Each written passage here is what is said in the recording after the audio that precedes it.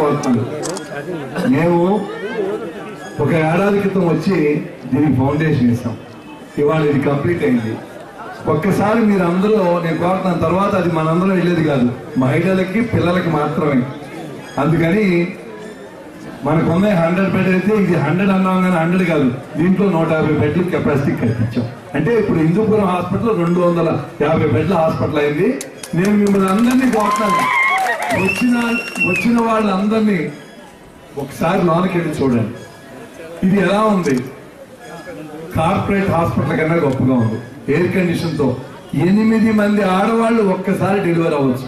8 మంది లేబర్.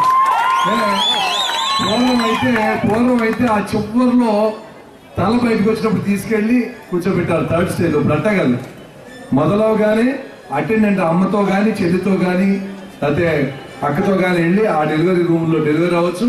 అన్ని స్పెషాలిటీస్ తల్లులు పిల్లలు చనిపోకుండా ఉండడానికి కోసం ఇది కట్టించాం. ఆ తర్వాత మన హిందూపురంలో డెవలప్ అనేది లేదు.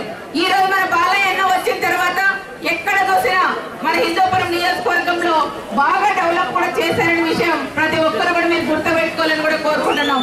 ఈ రోజు 21 కోట్ల రూపాయలతో దాదాపు మహిళలకు సంబంధించిన హాస్పిటల్ కట్టించిన ఘనత మన అన్న బాలయ్య అన్న గారికి కూడా తగ్గుతుంది.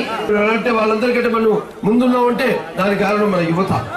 సో కాబట్టి మన యువతని మనం సంరక్షించుకోవాలి, వాళ్ళని ప్రోత్సహించాలి. అలాగే పుట్టబోయే బిడ్డలు ఆరోగ్యవంతులుగా పుట్టాలి, వాళ్ళకి పుష్టి భోజనం, వాళ్ళు పాలన కూడా చూసుకునే బాధ్యత ప్రభుత్వం తన మీద తీసుకుని మరి ఈనాడు ఈ యొక్క తల్లి బిడ్డ ఆసుపత్రిని ఈ రోజు ప్రారంభించడం జరిగింది. సుమారుగా 22,15 లక్షల రూపాయలతో వ్యయంతో ఈ ఆసుపత్రిని మీరు శ్రీనివాస్ గారు చెప్పినట్టు ప్రతి ఒక్కరు వెళ్ళి చూడాలి లోపల.